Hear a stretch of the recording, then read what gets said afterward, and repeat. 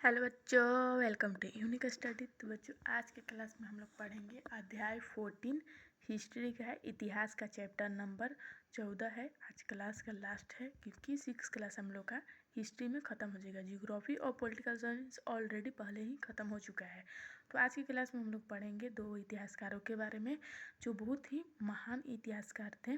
पहला काशी प्रसाद जायसवाल के बारे में पढ़ेंगे और दूसरा हम आपको नेक्स्ट क्लास में बताएंगे, क्योंकि अभी थोड़ा इंटरेस्टिंग में रखते हैं कि डाउट में जैसे कि आपको लगेगा ना कि हाँ आगे कौन सा है, तो उसके बारे में हम लोग नेक्स्ट क्लास में पढ़ेंगे। थोड़ा सा इंटरेस्टिंग चैप्टर है, बहुत इंटरेस्टिंग चैप्टर है। थोड़ा सा क्या, कोई भी चैप्टर ख़राब नहीं होती है, सब इंटरेस्टिंग चैप्टर ही होती है। लेकिन पढ़ने की एक होता है ना कि जागरूक उसमें होना चाहिए कि हम पढ़ने की इच्छा है, पढ़ने की इच्छा व्यक्त कर रहे हैं। तो उस तरह से आज हम लोग का लास्ट चैप्टर है तो ख़त्म हो जाएगा। और कल हम वीडियो नहीं डाल पाए थे क्योंकि थोड़ा सा मेरी तबीयत ख़राब था, इसलिए हम वीडियो नहीं डाले थे। लेकिन आज हम लोग का वीडियो सही टाइम पर 8 बजे ही आया है और आगे भी 8 बजे ही आएगा। और लेकिन कभी कभी मेरा जब तबीयत या कुछ रीज़न से हम वीडियो 8 बजे नहीं डाल पाए तो 6 बजे ज़रूर आएगा। और कल 6 बजे हम बोल कर भी वीडियो नहीं डाल पाएगा क्योंकि हम उतना सक्षम नहीं हो पाए वीडियो डालने के लिए। तो उसके लिए माफ़ी चाहती हूँ। अगर मेरे चैनल पर नया है तो प्लीज़ मेरे चैनल को लाइक करें, शेयर करें और ज़्यादा से ज़्यादा चैनल को सब्सक्राइब करें। तो क्लास को स्टार्ट करते हैं। हमारे इतिहासकार चैप्टर का नाम है हमारे इतिहासकार। लास्ट चैप्टर है, लेक्चर 1 लेक्चर 2 में आएगा, दो लेक्चर में आएगा, जो 2 लेक्चर के बाद ये ख़त्म हो जाएगा चैप्टर। तो केपी जायसवाल, एएस उलेतकर दो हैं इतिहासकार हमारे, तभी बता भी दिए हम। केपी जायसवाल पहला है जो आज के क्लास में हम लोग पढ़ने वाले हैं, और एएस उलेतकर हैं जो कल के क्लास में हम लोग इनके बारे में पढ़ेंगे। लेकिन उससे पहले हम लोग केपी जायसवाल कौन थे उनके बारे में हम लोग जानते हैं, और क्या और कहाँ ही पढ़ाई किए थे, इनका विचारधारा क्या था। एक सेकंड यहाँ कुछ रख दे रहे हैं, आई होप आप लोग को दिखता हो। करीम का सवाल। पटना जिला स्थित मध्य विद्यालय अकबरपुर के बच्चे पटना में कुम्हारार मौर्यकालीन अवशेष घूमने आए हुए थे। उनको कुछ बच्चों की नज़र चमकीले लाल पत्थर के स्तंभ पर गई। एक बच्चे ने अपने शिक्षक से पूछा, सर क्या यह अशोक का वही स्तंभ है जिसके बारे में हम अध्याय 9 में पढ़ चुके हैं। शिक्षक ने कहा, हाँ यह खुदाई से निकली है। टपाक से करीम ने पूछा, यह खुदाई किसके द्वारा और क्यों कराई जाती है? शिक्षक ने करीम की जिज्ञासा को शांत करते हुए कहा, इतिहासकार खुदाई में मिले इन्हीं अवशेष के आधार पर हमारे अतीत यानी इतिहास के बारे में जानकारी देते हैं। तो बिल्कुल खुदाई के बारे में ही और अभिलेखों के बारे में ही जो चीज़ें मिली है, अभिलेख या खुदाई या फिर ताल पत्थरों पर लिखा हुआ चीज़, पांडुलिपियाँ जो है, उसके मिलने के कारण ही जो हमारा इतिहासकार हैं वो इतिहास बनाते हैं। मतलब इतिहास के बुक में वो चीज़ रचते हैं कि ये चीज़ इतिहास में यानी पास्ट में हुआ था, पहले की मैंने पास्ट में हुआ था। जैसे कि पास्ट में ये हुआ था, प्रेजेंट में ये होगा और फ्यूचर में ये होने वाला है। इससे ही हम लोग उस चीज़ को तय करते हैं कि इसको किस कैटेगरी में डालें। तो पास्ट का ही बात जानकर, जैसे कि पास्ट में अभिलेखों पर हम लोग जाने थे कि अकबर कौन थे, तो पास्ट ही में जाने थे, प्रेजेंट में थोड़ी जान रहे हैं कभी अब ये कौन है, अकबर कौन है। मतलब कल हम लोग जानेंगे या आज जाने हैं कि अकबर कौन है? नहीं, कल हम लोग नहीं जाने। तो आने बीते हुए जो कल है उसमें हम लोग देखें कि जाने बुक में पढ़ें कि अकबर कौन था, उसके बारे में हम लोग पढ़ें। फिर हम लोग पढ़ें शेर शाह कौन थे, फिर उसके बारे में हम लोग पढ़ें कि ये अलाउद्दीन खिलजी कौन था, उसके बारे में इल्तुतमिश कौन थे। ये सब के बारे में हम लोग पढ़ें। कब हम लोग पास्ट में ये हो गया था घटना और हम लोग प्रेजेंट में पढ़ें, फ्यूचर में भी ये चीज़ों को हम लोग पढ़ेंगे। ये नहीं कि फ्यूचर में घटना घटेगी, नहीं, घटना पास्ट में घट चुकी है जो कि हम लोग प्रेजेंट में पढ़ रहे हैं। हम आने वाले फ्यूचर में भी ये घटना के बारे में हम लोग पढ़ेंगे। तो आप पढ़ चुके हैं क्लास 9 में हम लोग चैप्टर 9 में हम लोग इस चीज़ों को कवर किए हैं। ठीक है, तो इतिहास देते हैं। आप अध्याय 14 में बिहार के 2 ऐसे ही महान इतिहासकारों के बारे में जानेंगे।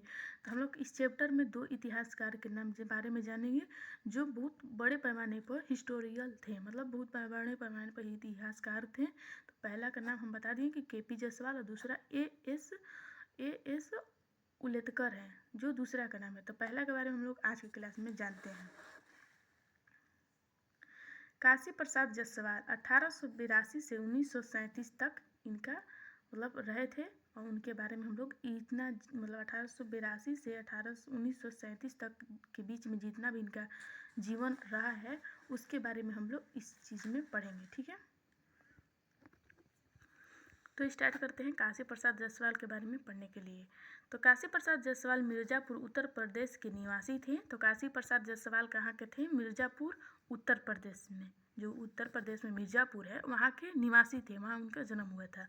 लेकिन इनकी कर्मभूमि निवासी थे, लेकिन इनकी जो कर्मभूमि थी वह पटना थी। ये पेशे से तो अधिकता वकील थे, मतलब ये इनका जो कार्य था उससे तो ये वकील थे,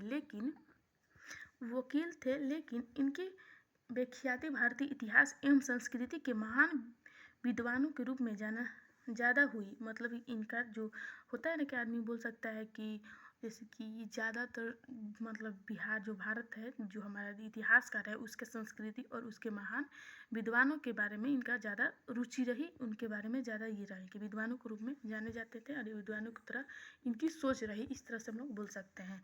लेकिन इनका जो मुख्य पेशा था जो ये कर रहे थे काम, वो वकील थे प्रकार से बोल सकते हैं, ठीक है। तो हिंदू राजतंत्र प्राचीन भारतीय राजतंत्र पर इनके विचारों, लेखों एवं पुस्तकों ने इतिहास लेखन में क्रांति ला दी। तो जो इनकी पुस्तकें थी वो इतिहासकार के लेखन में क्या ला दी? क्रांति ला दी। कई पुराने विचार समाप्त हो गए। काशी प्रसाद जायसवाल की आर्थिक स्थिति बचपन में अच्छी नहीं थी। इनका जो फाइनेंशियल आर्थिक स्थिति जो प्रकार से हम लोग कह सकते हैं कि इनका जो घर का आर्थिक स्थिति थी वो बचपन से ही अच्छी नहीं थी। इनकी प्रारंभिक शिक्षा इनके घर पर ही लंदन मिशन यानी आजकल बाबूलाल जायसवाल हाई स्कूल में हुई। इनके व्यक्तित्व पर भारतीय स्वाधीनता संग्राम का जबरदस्त प्रभाव पड़ा। इनका मन पैतृक व्यवसाय में नहीं लगा। तब इन्होंने 25 वर्ष की आयु में इंग्लैंड जाकर पढ़ने की इच्छा व्यक्त की। तो इनका मन मतलब घर के जैसे कि पढ़ाई हो सकता है और सब कार्य में नहीं लगा, लेकिन ये 25 वर्ष की आयु में 25 साल की उम्र में इंग्लैंड जाकर पढ़ने की इच्छा व्यक्त की अपने फैमिली के साथ। बोला कि मैं इंग्लैंड जाकर पढ़ूंगा जब ये बात ये बोले थे तो इनका उम्र 25 वर्ष था, मतलब 25 साल की ये थे। कि इन्होंने ऑक्सफोर्ड विश्वविद्यालय से इतिहास में एमए की डिग्री हासिल की। अगले वर्ष वेस्टरिल भी पास की। लंदन में ही इनका संपर्क श्याम जी कृष्ण वर्मा और लाल हरदयाल सावरकर आदि से हुआ। 1910 ईस्वी में स्वदेश लौटकर कलकत्ता में इन्होंने वकालत शुरू किया। आगे चलकर कलकत्ता विश्वविद्यालय में इतिहास पढ़ाने लगे। तो ये 1910 में अपने देश लौट कर आ गए, जो कलकत्ता में इन्होंने वकालत की काम शुरू की, वकालत करने लगे और आगे चलकर इन्होंने कलकत्ता के विश्वविद्यालय में इतिहास पढ़ाने की काम करने लगे। परंतु क्रांतिकारी विचारों के कारण इन्हें सरकार के पद त्याग करने के लिए बाध्य कर दिया गया। तो क्रांतिकारी इनका विचार था, इसकी वजह से इनको सरकार का जो कार्य था उस पर बाध्य कर दिया गया, मतलब रोक लगा दिया गया है ज़बरदस्ती कि आप ये चीज़ मत कीजिए। फिर 1919 ईस्वी में इनसे पटना विश्वविद्यालय द्वारा भारतीय पुरातत्व एवं संस्कृति विभाग का रीडर बनने का आग्रह किया। तो 1919 में इनसे क्या कहा गया कि पटना विश्वविद्यालय है उसका भारतीय पुरातत्व और संस्कृति विभाग के आप रीडर बनने की आग्रह किया गया। अतः पारिवारिक आवश्यकता एवं सरकार की गलत नीतियों के कारण उन्हें विश्वविद्यालय छोड़कर वकालत से ही अपना जीविका चलानी पड़ी।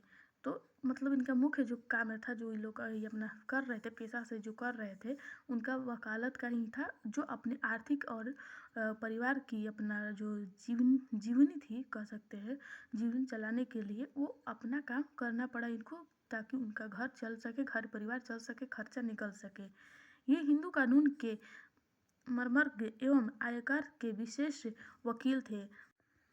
आयकर मतलब बोल सकते हैं कि वह कर जो सरकार की आय से आयकर मतलब हम बोल सकते हैं कि वो कर जो लोगों की आय से आय की कर लेते हैं। जैसे कि हम लोगों को जो आय दे रहे हैं उसी से जो कर लेते हैं उस कर को आय करते हैं, जो सरकार द्वारा लिया जाता है उस चीज़ को ये करते थे। और मर्मज्ञ मतलब किसी चीज़ का ये भेद जानते थे। इस तरह से हम लोग कर से बोल सकते हैं। अपनी सारी व्यस्तताओं से बावजूद प्राचीन भारतीय इतिहास पर शोध कार्य करते रहे। जसवाल साहब पूरा लिपि और प्राचीन मुद्रा के ज्ञाता थे। ये अपने जेब में अनपढ़ प्राचीन सिक्का भी रखते थे ताकि फुर्सत से क्षण में इसे पढ़ा जा सके। मनु और याज्ञवल्क्य स्मृति पर कई शोध कार्य करके इन्होंने हिंदू कानून पर मर्मज्ञता हासिल की। मर्मज्ञता अभी हम आपको बताएं कि किसी का जो आप भेद जान सकते हो तो वो चीज़ ये हासिल की, वो भेद जाने। जसवाल साहब बिहार एवं उड़ीसा रिसर्च सोसाइटी के संस्थापक सदस्य थे। बिहार और उड़ीसा के रिसर्च सोसाइटी का ये संस्थापक थे। इस संस्था द्वारा प्रकाशित शोध पत्रिका की जीवन संपादक भी रहे। पटना संग्रहालय की स्थापना भी इन्हीं के प्रयासों का परिणाम है। इस संग्रहालय का भवन मुगल राजपूत कला का सुंदर उदाहरण है। डॉक्टर राजेंद्र प्रसाद की अध्यक्षता में बिहार इतिहास परिषद की भी इन्होंने स्थापना की। ये कई समितियों के सदस्य रहे एवं कई पत्रिकाओं का संपादन भी किया। ये काफ़ी निर्भीक और मिलनसार व्यक्ति थे। इनके साथ राहुल संकृत्यान, रविंद्रनाथ टैगोर एवं रामधारी सिंह दिनकर के काफ़ी नज़दीकी थे। ये कई सम्मेलनों एवं संस्थाओं के सदस्य एवं अध्यक्ष रहे। 1924 में इनकी पुस्तक हिंद ए पॉलिटी प्रकाशित हुई, छपी। इनका 1924 में एक पुस्तक छपी जो हिंदू पॉलिटी थी, जो प्रकाशित हुई। इस पुस्तक ने भारतीय इतिहास को देखने की नज़रिया में क्रांतिकारी परिवर्तन लाया। इन्होंने अब भारत में गौरवशाली अतीत को उजागर करते हुए साबित किया कि भारत में प्रजातांत्रिक व्यवस्था उत्तर वैदिक काल से ही थी। इन्होंने मतलब चीज़ को उजागर किया कि जो भारत का प्रजातांत्रिक व्यवस्था है और प्रजातांत्रिक व्यवस्था है वो उत्तर वैदिक काल से ही है। जो याज नहीं है, ये उत्तर वैदिक काल से ही चलता आ रहा है। इन्होंने अटकाए तर्क दिया कि प्राचीन भारत में निरंकुश राजतंत्र नहीं था, बल्कि संवैधानिक एवं उत्तरदायी राजतंत्र था। इस पुस्तक के 2 भाग हैं। प्रथम भाग में प्रजातंत्र का विवरण और दूसरे भाग में राजतंत्र का विवरण। केपी जायसवाल की एक दूसरी पुस्तक हिस्ट्री ऑफ इंडिया 150 ईस्वी से 350 ईस्वी तक 1930 ईस्वी में प्रकाशित हुई। इस पुस्तक में कुषाण साम्राज्य के अंत और गुप्त साम्राज्य के बीच की अवधि पर प्रकाश डाला गया। तो जो केपी जायसवाल थे उनका एक और बुक छपा जिसका नाम हिस्ट्री ऑफ इंडिया था, जो 1930 में छपी, प्रकाशित हुई। और इसमें किसके बारे में दिया गया था? इसमें कुषाण साम्राज्य के अंत के बारे में और गुप्त साम्राज्य के बीच की जो अवधि थी उसके बारे में इस बुक में छापा गया था, बताया गया है। इन्होंने साहित्य ग्रंथ एवं अभिलेखों एवं सिक्कों के आधार पर गुप्त साम्राज्य के पूर्ण नाग एवं वाकाटकों के इतिहास पर प्रकाश डाला। 1934 में प्रकाशित एवं इंपीरियल हिस्ट्री ऑफ इंडिया के माध्यम से इन्होंने नेपाल के इतिहास पर भी प्रकाश डाला। तो 1934 में इनका एक और बुक था जो प्रकाशित हुआ, जो छपा, वो इंपीरियल हिस्ट्री ऑफ इंडिया था, जो इन्होंने इनके माध्यम से नेपाल के इतिहास पर भी प्रकाश डाला गया। मुद्रा शास्त्र पर भी इन्होंने कई शोध कार्य किए हैं। हिस्ट्री ऑफ इंडिया में इन्होंने गंगा घाटी की बहुत सी मुद्राओं की विवेचना किया है। तो हिस्ट्री ऑफ इंडिया जो है उस बुक में इन्होंने गंगा घाटी की मुद्राओं की विवेचना की है, उल्लेख किया, या फिर ये बोल सकते हैं कि बताया गया है। इन्होंने कुछ मुद्राओं का संबंध मौर्यों के साथ स्थापित कर नए विचार का प्रतिपादन किया जो आज भी आलोचनाओं के बावजूद मान्य है। अभिलेखों ने अध्ययन से जायसवाल साहब का सबसे महत्वपूर्ण कार्य खारवेल के अभिलेख संबंधी विवाद का सुलझाना है। इसके अंतरिक्त इन्होंने अशोक के अभिलेख एवं राजरोहण की तिथि, ब्राह्मी लिपि की उत्पत्ति तथा भुवनेश्वर मंदिर की अभिलेखों का संपादन, अयोध्या का शुक अभिलेख और समुद्रगुप्त का प्रयाग प्रसिद्ध अभिलेख मोहरों का अध्ययन तथा उनके अभिलेखों का तीर्थक्रम के अनुसार उनकी व्याख्या प्रस्तुत कर इतिहास का लेखन सुगम बनाया। तो इन्होंने बहुत सारा ऐसा कार्य जो अयोध्या का शुक अभिलेख और अभिलेखों का संपादन और समुद्रगुप्त का प्रयाग प्रसिद्ध को अभिलेख में ये करके और उसकी व्याख्या करके इन्होंने इतिहास में उनका लेखन का सुगम बढ़ाया, जैसे कि शोभा बढ़ाया। डॉक्टर जायसवाल परंपरावादी इतिहासकार नहीं थे। इनके अंदर पाश्चात्य इतिहासकार की तरह वैज्ञानिक दृष्टि थी। इनके इतिहास लेखन में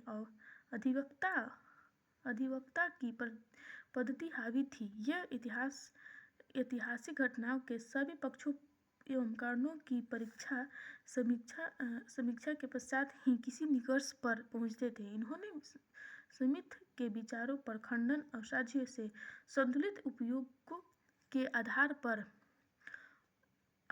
पर किया। ये इतिहास लेखन में स्रोत के तुलनात्मक अध्ययन पर पश्चात ही किसी अंतिम निष्कर्ष पर पहुंचते थे। तो ये बहुत ही सोच समझ कर किसी चीज़ को उसका तुलना कर ही उसका अध्ययन कर ही वो अंतिम निष्कर्ष पर पहुंचते थे। अंतिम इनका डिस्कशन होता था।